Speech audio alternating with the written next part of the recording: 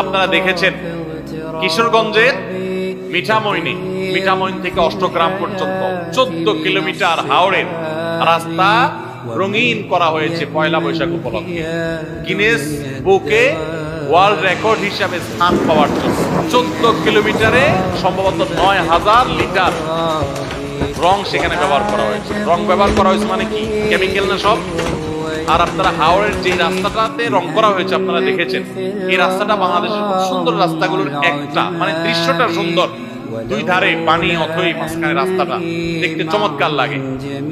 এই যে রংগুলা এগুলা ধুয়ে কোথায় যাবে? হাওড়ের পানিতে যাবে না? তাতে তো পানির জন্য মাছের জন্য খুব উপকার হবে, কি বলেন? রঙের গ্রান কেমিক্যাল এগুলো না মাছের স্বাস্থ্যের জন্য অনেক ভালো না?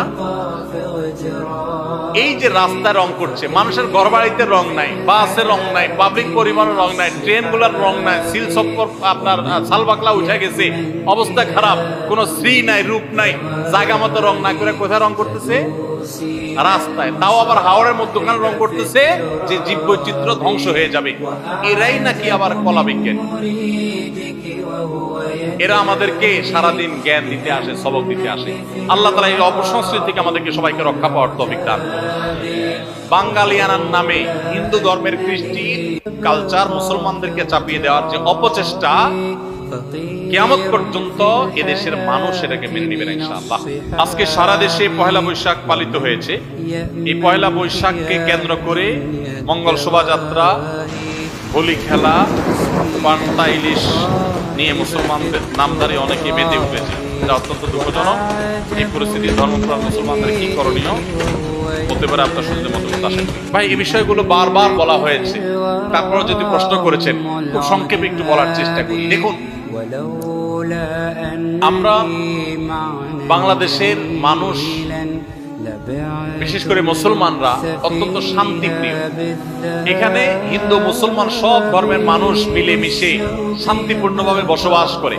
আমি প্রায় সময় বলার চেষ্টা করি, আমাদের পার্শ্ববর্তী দেশ ভারতে, আমাদের আশপাশের বিভিন্ন দেশে বিভিন্ন সময় ধর্মীয় দাঙ্গা আমরা শুনি প্রায় সময়। বাংলাদেশি ইতিহাসে উল্লেখযোগ্য সেরকম সমস্ত দেশের মতো একটা দাঙ্গাও কখনো হয় নাই। এখানে মুসলমান এবং হিন্দু অন্য ধর্মের মানুষ সবাই মিলেমিশে থাকে।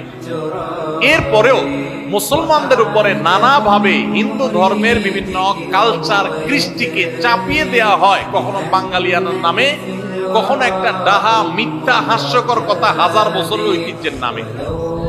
এই যে পহেলা বৈশাখ, মাত্র 35 বছর আগে এটা চালু হয়েছে ঢাকা ইউনিভার্সিটি।